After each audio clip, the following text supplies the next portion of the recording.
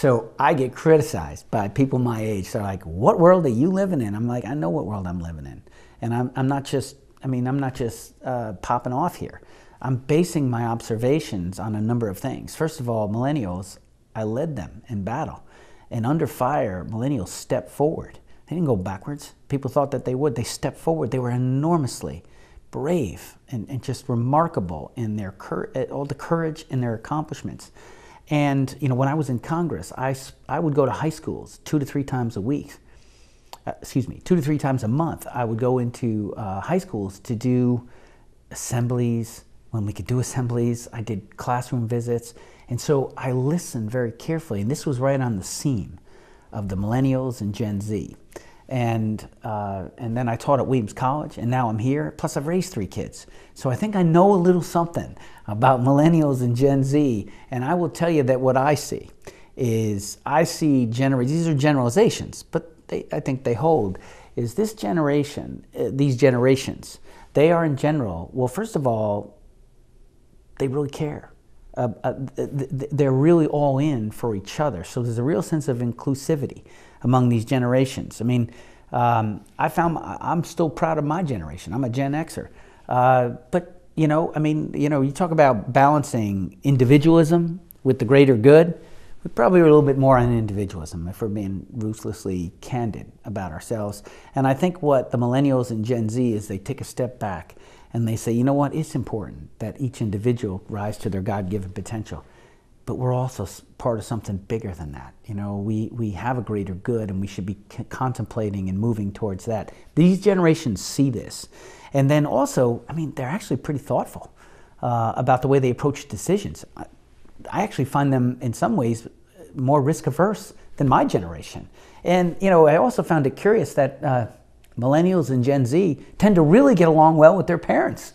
Yeah, I'm not sure that was the case with my generation and baby boomers before that. There was a little bit of friction there. Not to say there isn't any friction, just that I think that speaks to a certain affect, disposition that this generation has. And I believe they're proving to be good problem solvers in the way that they are not only inclusive but prudent.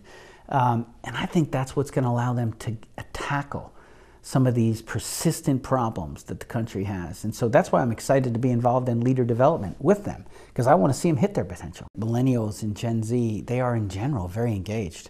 You'll find them engaged in class discussions. You'll find them highly engaged in their private lives. In fact, if there's one thing about my students, is that they tend to overcommit themselves.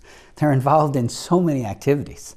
It's quite remarkable, actually. You ever have a chance to ask them, what extracurricular activities they're in. So, so I'm enormously proud of them. And so how do I get feedback? Well, it's really their engagement. That's the most important thing for me as I see them growing.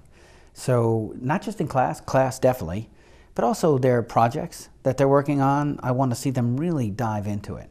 What are they learning about their role model? You heard me talk earlier today, the first assignment, the first project is to identify their role model and assess based on the evaluative framework we've done on leadership and then how they've made a difference.